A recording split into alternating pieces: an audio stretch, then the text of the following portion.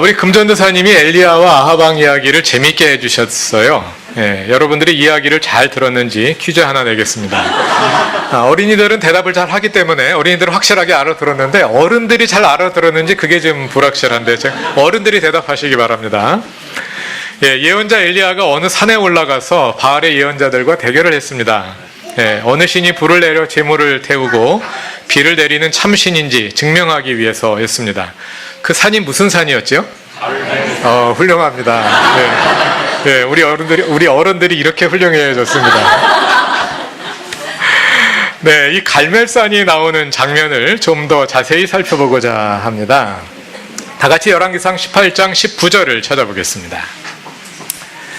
19절은 예언자 엘리야가 아합을 만나서 한 말입니다.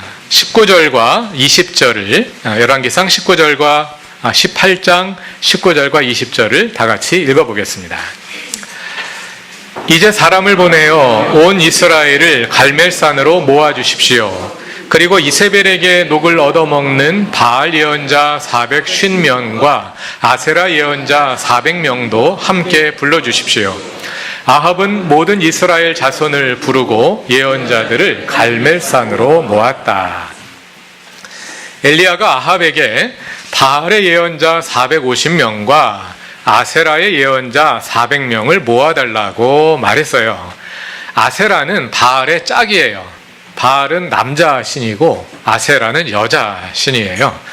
그래서 두 사람들은 사실 이제 두 신들은 같은 종교에 속한 사람들인데, 근데 바알에게 제사를 드리는 예언자가 450명이 있었고 아세라를 섬기는 예언자들이 400명이 있었어요. 그래서 예언자 엘리야가 그 850명을 다 모아달라고 부탁을 했는데 바알 예언자 450명만 갈멜산에 왔어요. 아마 그 정도는 충분하다고 아합이 생각한 것 같아요. 그래서 엘리야는 갈멜산에서 바알의 예언자 450명과 대결을 하게 된 거죠. 그런데 갈멜산에는 엘리야와 바알의 예언자 450명 그 사람들만 모인 게 아니었습니다. 그 외에 누가 더 있었을까요? 그 외에 먼저 아합 왕이 있었고요. 또 그와 함께 이세벨은 거기 없었던 것 같아요. 이세벨은 이름이 안 나오는 거 보니까. 또 누가 있었을까요? 모든 이스라엘 자손이, 모든 이스라엘 백성이 갈멜산에 다 모였어요. 오늘 그루터기 교회의 온 가족이 함께 모여서 예배를 드리는 것처럼 이스라엘의 온 가족들이 갈멜산에 다 모인 겁니다. 엘리야는 왜 이스라엘의 온 가족이 다 모이라고 했을까요? 무언가 중요한 일이 있었기 때문이겠죠. 그 중요한 문제란 누가 참 하나님인지, 다시 말해서 하나님이 참 신인지 아니면 바알이 참 신인지 확인하고 이스라엘 온 백성이 하나님을 향한 신앙을 다시 확인해서 신앙 공동체를 새롭게 하기 위해서였습니다. 그 당시 이스라엘에는 심각한 문제가 하나 있었어요. 그것은 온 이스라엘 백성이 말로는 하나님을 믿는다고 하면서 실제로는 누구를 믿고 있었다고요? 바알 신을 믿고 있었다는 사실이었어요. 사람들은 바알 신이 어떤 신이냐 하면 이 땅에 비가 내리게 하고 바람이 불게 하고 햇볕이 잘 쬐도록 날씨를 조절해서 농사가 잘 되게 해주는 신이라고 생각했습니다. 그렇다면 바알에게 잘 보여야 비도 내려주고 바람도 불게 해서 농사를 잘 지을 수 있을 것 아니겠습니까? 어린이 여러분, 여러분의 아빠와 엄마는 무슨 일을 하시나요? 지휘자도 있고 선생님도 있고 회사에 다니는 분들도 있고 또 의사나 간호사도 있고 사업체를 운영하시는 분들도 있고 다양한 여러 가지 직업들을 가지고 있지요. 그런데 이스라엘 백성은 대부분 그 당시에 농사를 짓고 있었습니다. 그럼 농사가 잘 돼야지 돈도 많이 벌고 잘 살 수 있잖아요. 그래서 많은 사람들은 농사가 잘 되게 하기 위해서 바알 신을 믿어야 한다고 생각을 한 거예요. 하나님은 엘리야와 같은 예언자들을 보내서 이스라엘을 깨우쳐주고 참신이신 하나님께 돌아오게 하려고 애를 많이 썼습니다. 그러나 이스라엘 백성은 돌아오려고 하지 않았습니다. 왜 그랬을까요? 바알 신을 믿어야 돈을 많이 벌 수 있으니까. 하나님보다 돈이 더 좋았기 때문이에요. 하나님 잘 믿으면 뭐해? 돈 없으면 아무것도 아니잖아. 돈이 최고야. 이것이 이스라엘 백성들이 가지고 있는 생각이었어요. 그래서 하나님은 엘리야를 통해서 이런 일을 벌이시지 않으면 안 되었던 겁니다. 다 같이 21절을 읽어봅시다. 21절입니다. 그러자 엘리야가 그 모든 백성 앞에 나서서 이렇게 말하였다. 여러분은 언제까지 양쪽의 다리를 걸치고 머뭇거리고 있을 것입니까? 주님이 하나님이면 주님을 따르고 바알이 하나님이면 그를 따르십시오.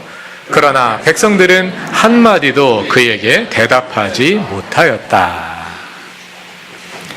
이스라엘의 모든 백성이 갈멜산에 모였습니다.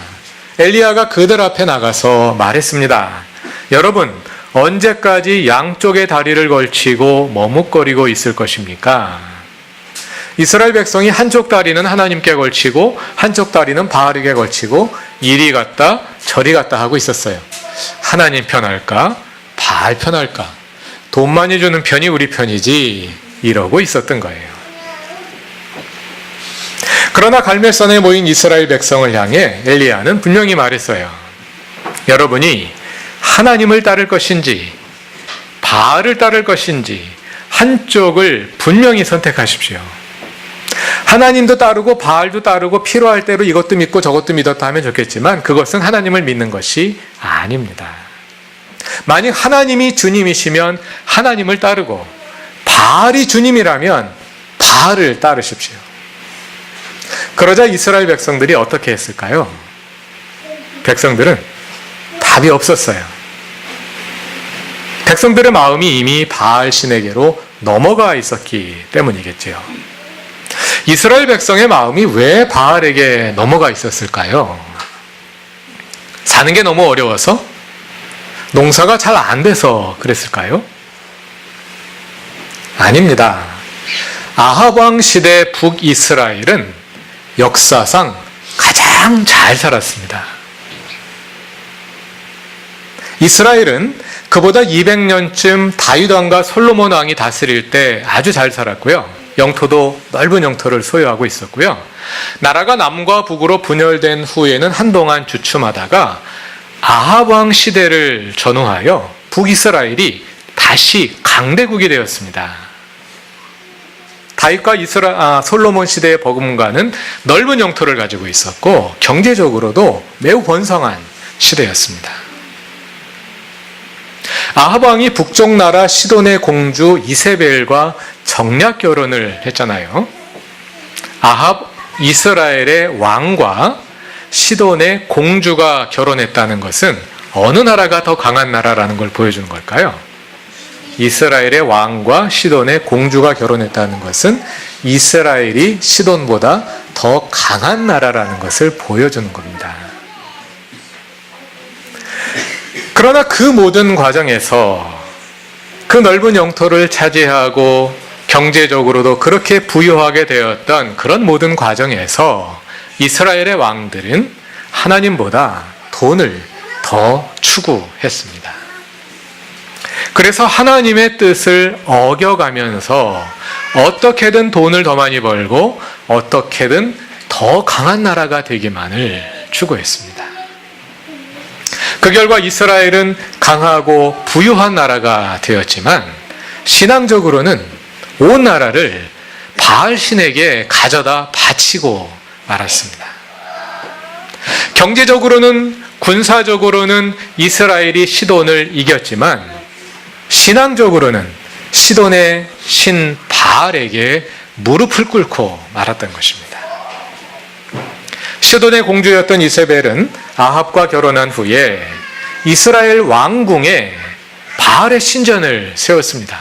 이스라엘 왕궁에.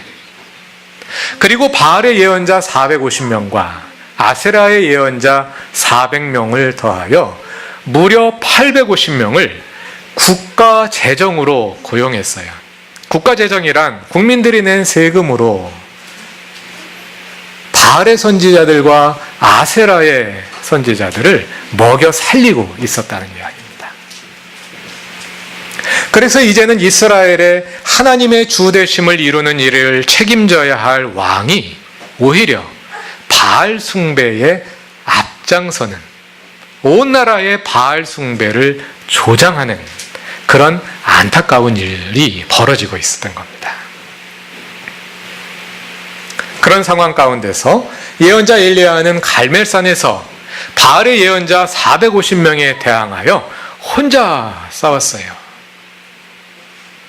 그러나 바알의 예언자의 숫자가 450명이 아니라 4,500명일지라도 엘리야는 두려워하지 않았을 겁니다. 왜 그럴까요? 그들은 신이 아닌 존재를 신으로 섬기는 어리석은 자들이었기 때문입니다. 만일 갈멜산에 바알의 선지자가 450명이 아니라 45,000명이 모여서 기도하고 춤을 추었다면 하늘에서 불이 내렸을까요? 만일 450만 명이 모여서 춤을 추었다면 하늘에서 비가 내렸을까요? 그럴 리는 없었겠죠. 왜냐하면 땅에 비를 내려 농사가 잘 되게 해주는 신은 바알이 아니라 하나님이시기 때문입니다. 엘리야는 그것을 잘 알고 있었습니다. 그래서 450대 1로 싸워도 전혀 두렵지 않았어요. 겉으로 보기에는 450대 1일지도 모르지만 실제로는 몇 대 1이었을까요? 실제로는 0대 1이었지. 아무것도 아닌 존재들이니까.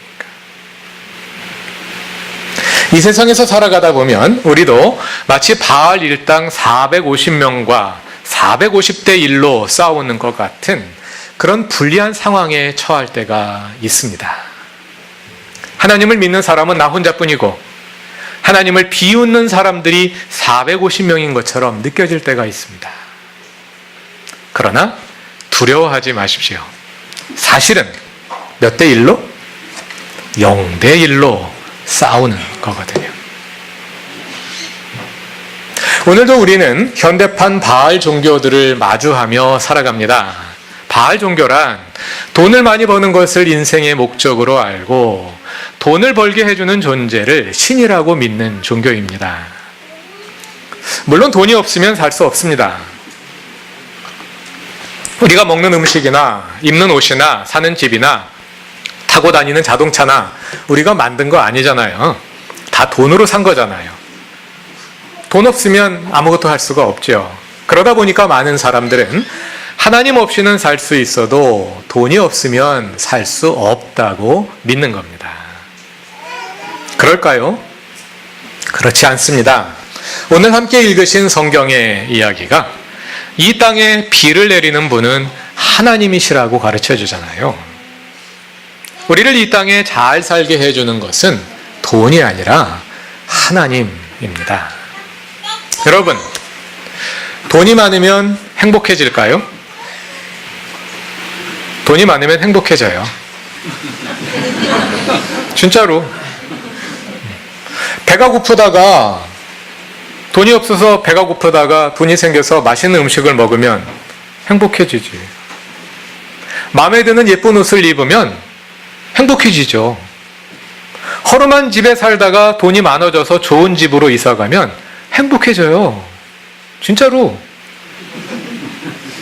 그런데 문제는 잠깐 동안만 그렇다는 거예요.